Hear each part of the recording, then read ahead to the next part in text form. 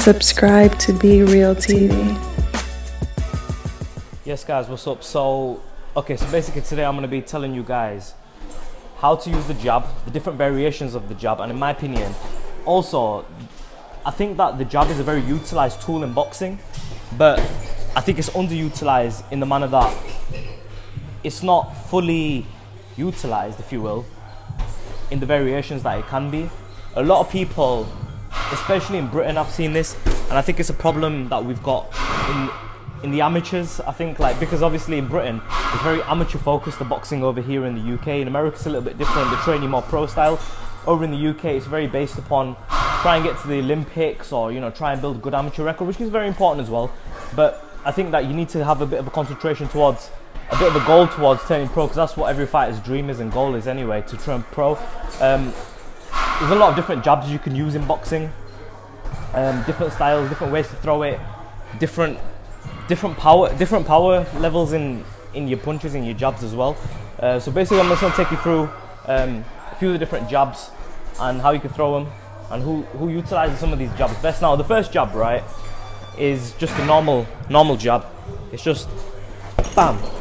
You basically keep yourself. I'm an orthodox fighter, I'm just here, right? As you fight, everything in boxing is range. Range is everything in boxing. If you control range, you control the fight.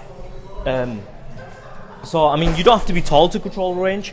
Height doesn't necessarily, I mean, you can use the jab to neutralize, and I'm going to show you how you neutralize a taller opponent using a jab. But basically, right, a jab, bam, bam. When you're tired inside the ring, if you're tired, if you're knackered, your opponent's coming at you, you need to keep him off you. If you throw the right hand, you're going to get a counter punch with a left hook right here. Someone in the counter punch with your left hook, bam, you're going to get knocked out. If you're getting hurt, bam, bam, bam. All you need to do, keep this hand up, bam, jab, just jab. It doesn't take much energy, just jab. But it keeps your opponent thinking, because he knows something's coming back if you throw that jab. So, right, basically, let's take a look at this here. This is just a very basic jab. It's just bam, okay, bam. Your feet are stable. You're not jumping. You're not on your toes. You don't want to be throwing whilst you're in the air. You need to keep your feet planted. Come off your back foot and bam. Okay, and again, bam. And it's important to bring your hand back as well. You need to bring your hand back to protect your chin. Bang, because if you leave it down, you're going to get punched up at top here. You're open, so you need to be thinking defense all the time as well. But your jab is very important, because as you're moving, just plant your feet, bam. Plant your feet, bam. Get on that. You want to feint a little bit as well. You use your hands to feint. Use your body movement, little thing, and then just throw it. Okay, so that's just a basic jab, right? Just a bam. Okay, so you just here, bam, just a basic jab. That's a very basic jab. Okay, moving on now. Right, so I think this is the most underutilized jab of all. This is called the spear jab. It was used by Mike Tyson a lot, where he used to just bang, really dig his knuckles into his opponent's nose and really hurt them. Also, Floyd Mayweather used it against Pacquiao. When Pacquiao was coming at him with that straight lead right jab, he just moved to the side and bam, hit that counter punch. Sorry, yeah, just hit that counter punch quite easily and neutralized Manny Pacquiao. Excellent punch. Now this is definitely good if your opponent's taller than you. If your opponent's taller than you, if you're just using a normal jab, he's just going to counter punch you with his jab, and you're going to get hit. What you need to do with the spear jab, slightly tilt your head right this way, and then throw your jab there. That's just basically it right there. Bear with me, I'm just trying to make sure my wires are sorted. Yeah, so basically, you just tilt your head a little bit to the left, keep your guard up, bam, right, and again, bam. And the thing about the spear jab is, it carries more power than any other jab. Maybe one jab that might carry more power will be the next jab that I tell you about, right? But this spear jab, right, carries a lot more power than the orthodox jab, because as you move this way, you've got more rotational power to throw the spear jab, because you're rotating yourself and you push off. If you're orthodox fighter, right, if you're an orthodox fighter, use your left leg to rotate and push off your left leg to use the spear jab. So it carries more power. It can actually hurt your opponent, this punch, if utilized properly. You have to get timing bang on though. So this is a normal jab, right? One thing I'm going to show you normal jab, right? So normal jab is, it's your normal jab. Your feet are planted. Okay? Normal jab. Right, a spear jab. Power difference. So again, spear jab. Spear jab.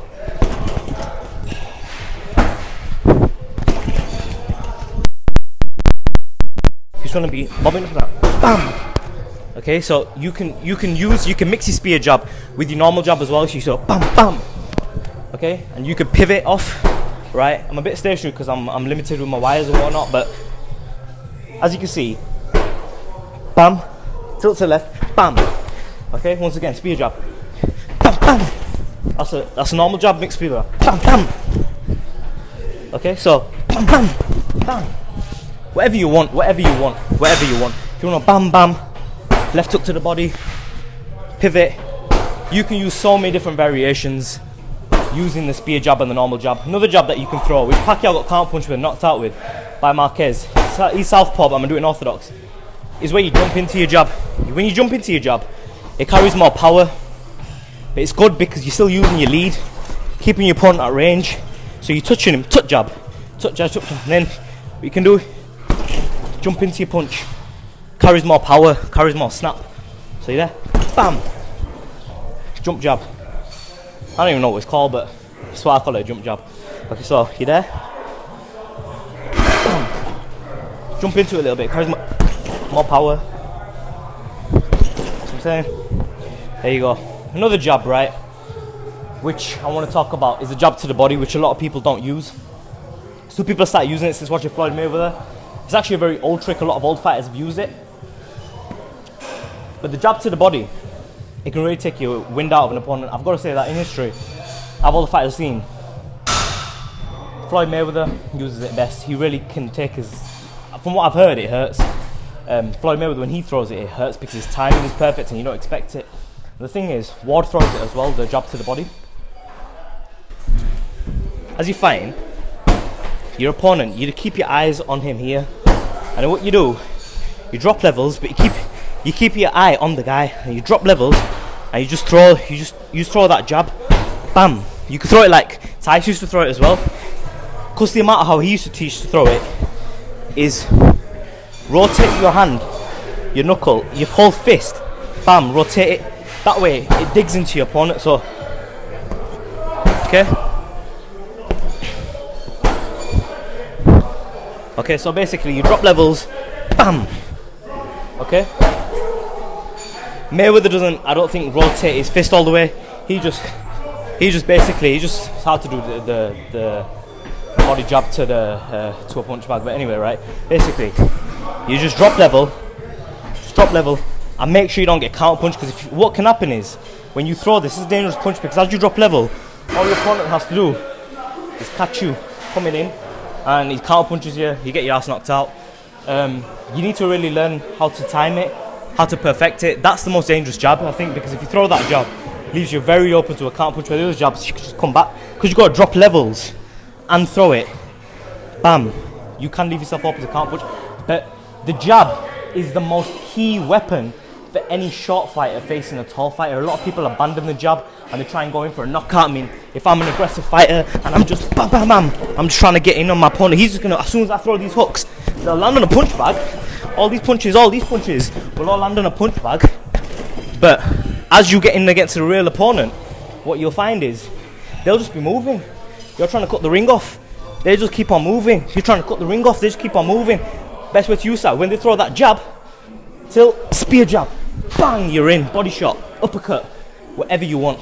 Leave a comment section below, make sure you subscribe as always, let me know what you think about the different variations of the jab. Most important punch in boxing, where you're tall fighter, short fighter, especially for short fighters, you have to be able to utilize these different forms of the jab. If you're tall,